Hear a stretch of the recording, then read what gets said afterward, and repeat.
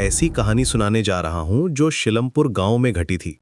एक ऐसी कहानी जहां सच और झूठ के बीच की रेखा धुंधली हो गई थी और लोग अपनी ही यादों पर शक करने लगे थे। शिलमपुर में छलावा केवल रात का भ्रम नहीं था, ये धीरे धीरे दिन के उजाले को भी अपने भीतर समेट लेता था। गांव के लोग अपने ही घर का रास्ता भूल जाते थे। खेतों में काम करने निकले किसान शाम तक वापस नहीं लौटते थे, और जब वे लौटते भी थे तो उनकी आंखों में कोई यात्रा का निशान नहीं होता था, जैसे शरीर चला हो किंतु मन कहीं और ठहरा रहा हो। ये छलावा अजीब था। ये लोगों को मारता नहीं था, बल्कि चलाता रहता था। इतना चलाता था कि वे स्वयं चलना भूल जाते थे। गांव के बुजुर्ग कहते थे कि ये कोई साधारण भटकाव नहीं था, ये एक ऐसी थकान थी जो रुकने की इच्छा को ही मिटा देती थी। लोग घंटों, कभी कभी पूरे दिन भटकते रहते, लेकिन उन्हें लगता था कि यही सामान्य है। छलावे का स्वरूप भी बदलता रहता था। पहले ये अनजान लगता था, फिर धीरे धीरे परिचित हो जाता था।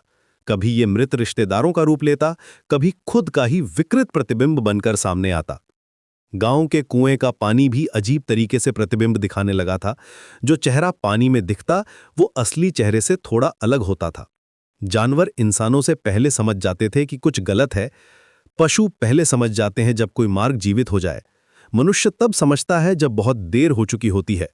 कुत्ते जंगल की तरफ चुपचाप देखते रहते, उनकी पूंछ दबी रहती, गायें बेचैन हो जाती और मुर्गियां अचानक चुप हो जाती।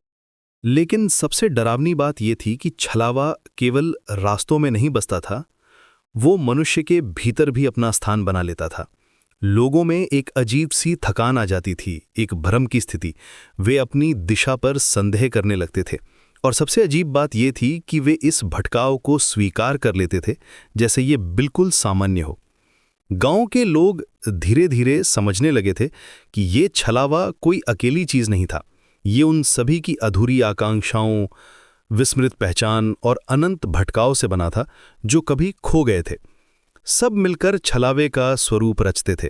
ये एक ऐसी शक्ति थी जो साथी खोजती थी, ऐसे साथी जो रुकना भूल जाएं, लौटना छोड़ दें और धीरे धीरे अपना नाम, अपना घर और अपनी मंजिल त्याग दें। एक रात जब बादल असामान्य रूप से नीचे आ गए थे, गांव के सभी रास्ते एक हो गए। उस रात छलावा गांव की सीमा पार कर गया। अब ये केवल बाहर नहीं था, बल्कि गांव के भीतर भी था। और जो भी उस रात चला, वो केवल भटका नहीं था, वो धीरे धीरे छलावा बनने लगा था।